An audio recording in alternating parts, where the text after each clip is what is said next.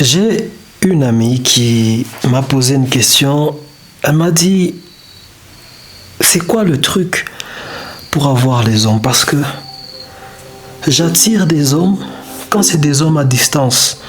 Ils commencent à bien parler et tout. Puis à un moment, ils se mettent à me demander de leur envoyer des vidéos et des images un peu compromettantes de mon corps. Et quand c'est des personnes qui ne sont pas à distance, lorsqu'ils me voient, tout d'un coup, leur premier désir, c'est avoir des rapports avec moi. Elle m'a dit ça, on blaguait et tout, mais j'ai senti en elle qu'il y avait un truc. Je me suis dit, pourquoi ne pas partager le peu que je sais, en tout cas au sujet de comment une femme, comment nous en tout cas on peut se laisser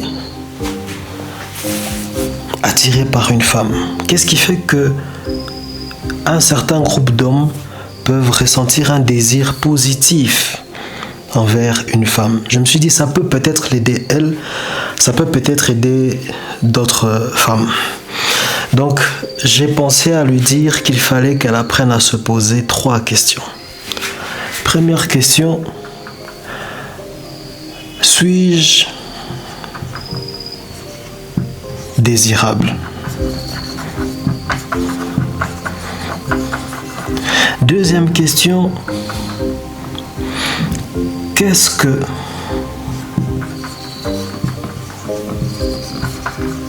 j'ai de désirable? Troisième question très importante, est-ce que ça vaut la peine de me désirer?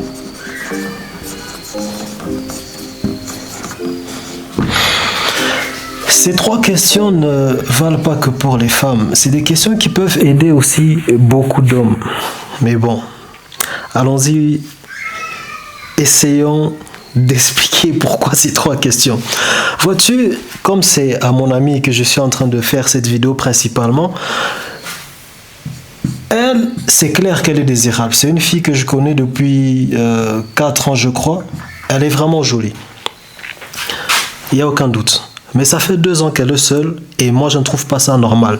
Et quand elle me parle de comment les hommes ont tendance à tout le temps ramener leur interaction vers de la sexualité, je me suis dit que forcément, oui, elle est désirable, mais qu'est-ce qu'elle a de désirable? Eh bien, j'ai l'impression que elle ne dégage que cette aura-là charnelle. Parce que tu peux être désirable pour bien plus que ce que tu as en termes physiques. Tu peux être désirable à cause de comment tu évolues toi-même dans ta vie. Quelqu'un peut t'observer, tu peux être un homme, tu peux être une femme. Ta manière de vivre, il t'observe de loin et se dit, j'ai envie de faire partie de la vie de cette personne-là. J'ai envie d'être la personne à côté d'elle, celle avec qui il chemine dans la vie. Et ça part de ton intelligence, de ta façon de penser et tout ça. Par exemple, je lui ai posé à mon ami une question, je lui ai dit, souvent de quoi est-ce que tu parles à tous ces hommes-là? Elle m'a répondu assez bien, mais j'ai trouvé que c'était assez vide. Elle m'a dit, je fais toujours de mon mieux pour qu'ils ne se sentent pas seuls. Je leur écris, c'est-à-dire qu'elle leur écrit assez fréquemment et tout. Et puis elle m'a montré quelque chose qui m'a permis de comprendre que ces conversations ne sont pas très riches. Parce que je lui demandais, qu'est-ce que toi tu fais pour que les hommes te désirent, pour que tu ne sois plus seul? Et c'est là que j'ai compris que beaucoup de gens ne se posent pas beaucoup la question de savoir qu'est-ce qu'ils ont de désirable. Et les références culturelles que l'on a aujourd'hui sont des références qui ont tendance à beaucoup limiter notre potentiel existentiel. Par exemple, les femmes, surtout les femmes qui sont jolies comme mon amie, on a tendance à les chosifier. Ce qui fait qu'elles ont tendance à se limiter. Tu ne les verras jamais prendre un livre, lire. Tu les verras rarement prendre leur téléphone, passer au moins 30 minutes ou 1 heure à suivre du contenu intéressant.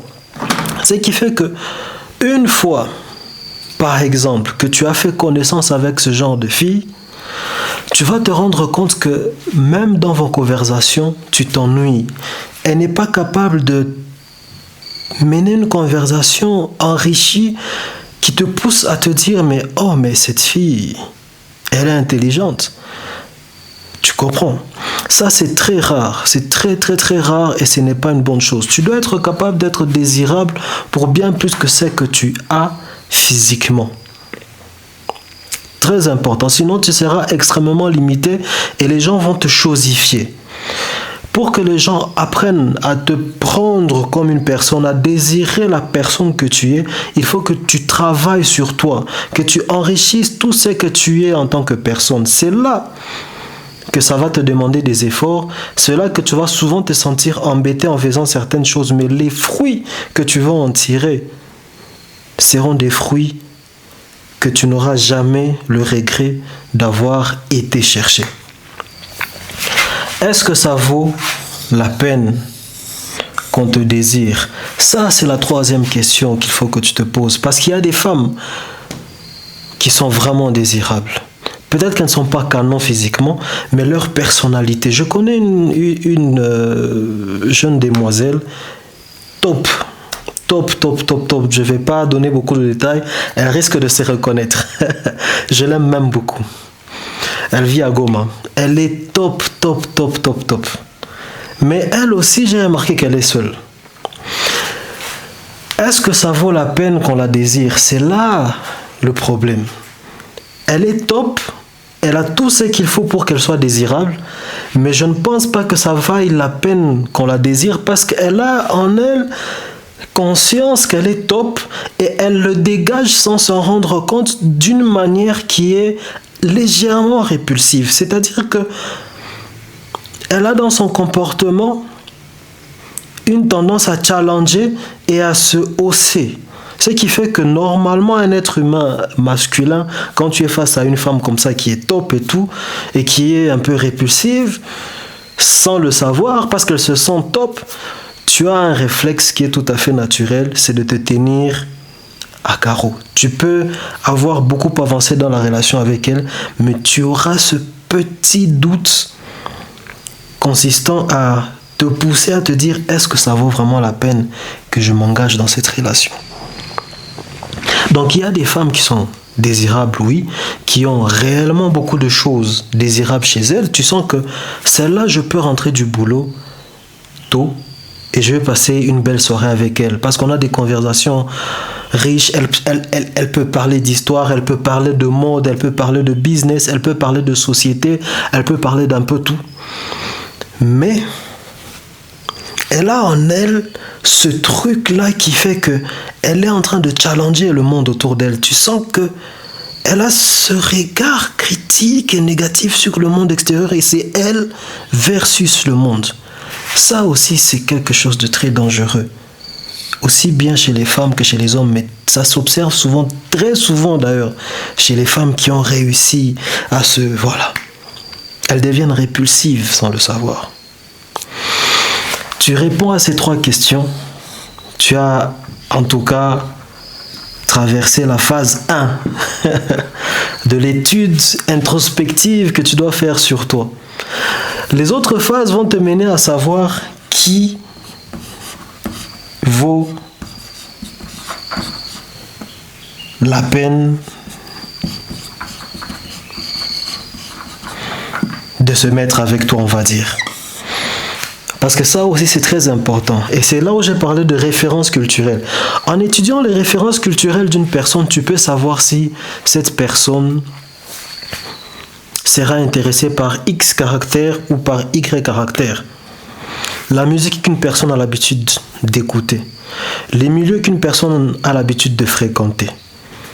Les activités sociales auxquelles une personne s'adonne peuvent te permettre de savoir cette personne rencontrera généralement ce type de personne, cette personne sera généralement attirée par ce genre de personne Papa. Quelles sont tes références culturelles? Et est-ce que tu prends conscience du fait que ces références culturelles cultivent en toi le désir d'une certaine catégorie de personnes? Après maintenant, toi en tant qu'être humain, es-tu assez intelligent, es-tu assez intelligente pour savoir si ces références culturelles sont réellement bonnes ou pas? Certaines personnes ont des références culturelles qui sont à la mode, qui leur donnent envie d'un certain type de garçon. Après, quand tu vas vers ce type de garçon, au début, tu es content parce que c'est ça que ta référence culturelle te vend, fait la promotion de ce genre de garçon, mais après, tu deviens malheureuse. Tu courais après un voyou parce que dans les musiques que tu écoutes, les chanteuses te disent, moi j'aime les voyous, j'aime pas les garçons et tout, gentils et tout. Après tu sors avec un voyou, après tu es malheureuse. Tu pars d'un voyou à un autre, un voyou à un autre, un voyou à un autre. Et comme cette même référence culturelle te dit, n'écoute pas le monde autour de toi, tu crées en toi une certaine orgueil et tu deviens aveugle toi-même sans jamais être capable de te rendre compte que c'est cette référence culturelle qui t'a mené. Là, il fallait pas que tu ailles. Mais bon, bref, on n'est pas en train de parler de ça. On est en train de parler de la question de pourquoi est-ce que tu n'attires pas les bonnes personnes. Dès que tu sais exactement qu'est-ce que tu as de désirable, tu sauras qui tu es. Tu sauras qu'est-ce que tu as de positif. Dès que tu sais si ça vaut vraiment la peine que tu sois désiré, tu sauras quelles sont les choses positives que tu as à offrir par rapport aux choses négatives. Il faut être franc envers soi-même à ce niveau-là. Tu sauras quelles sont les choses négatives qui peuvent faire que tu ne sois pas quelqu'un d'agréable à vivre. Et tu pourras balancer, savoir est-ce que je peux changer ça ou pas. Et en fonction de tout cela, tu pourras savoir quel type de personne est-ce que ça vaut la peine que tu attires. Qui doit te désirer? Qui vaut la peine que tu fasses tous ces efforts, que tu fasses les efforts d'être quelqu'un de désirable, que tu fasses les efforts d'éliminer en toi les choses qui peuvent faire que tu deviennes quelqu'un de toxique. Qui aura la capacité de prendre tout ce que tu auras magnifié te concernant et d'interagir avec ça de manière noble, de manière respectueuse, de manière à ne jamais cracher sur ta dignité.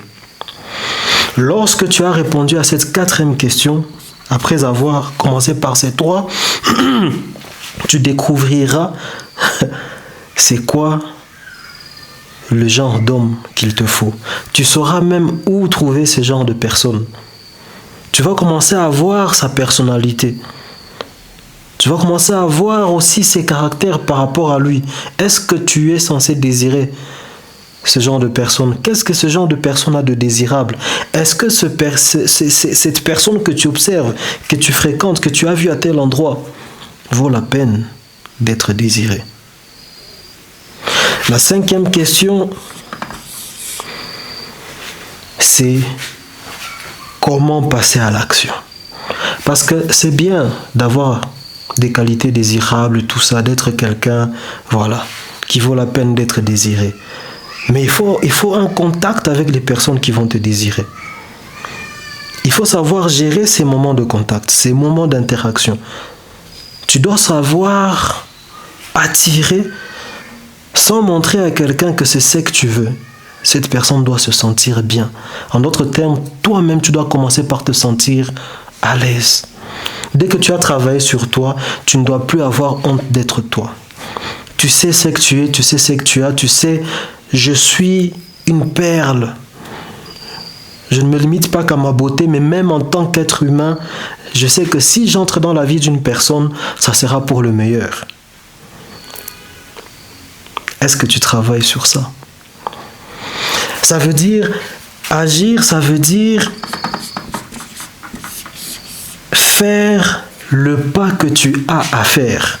Des fois, il y a des filles qui tombent sur des gars très bien, mais souvent les gars bien aussi sont hésitants. Très souvent. Il y a aussi des gars qui sont bien, mais qui ne savent pas encore qu'ils sont bien à cause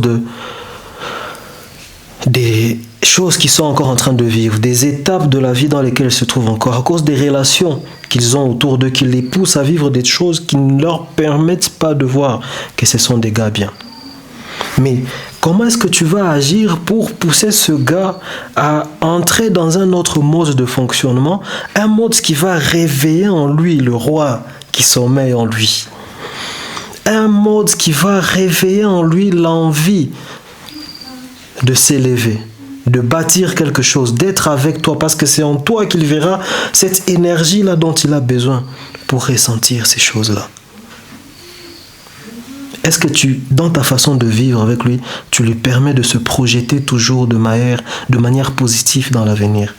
Est-ce qu'avec toi, il sent que c'est possible de bâtir des choses? Vos interactions.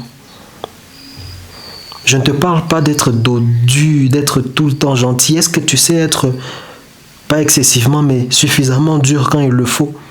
Est-ce que tu sais être positive quand il le faut? Est-ce qu'il sent que tu es un bon capitaine au niveau de sa dimension émotionnelle et sentimentale?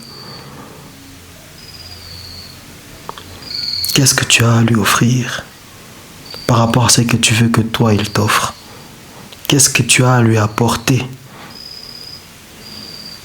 humainement par rapport à tout ce que toi, tu aimerais qu'il vienne combler? Parce qu'il s'agit de ça. Se compléter. As-tu développé les capacités qu'il faut pour compléter quelqu'un? Et qui? Parce que les personnalités se diffèrent. Laquelle viendra s'imbriquer avec la tienne? Mon frère, ma soeur, partage cette vidéo. Laisse un like si tu as suivi jusque-là et devenons des personnes désirables et faisons-nous désirer par les bonnes personnes. Ça en vaut la peine. On le mérite et on y a droit.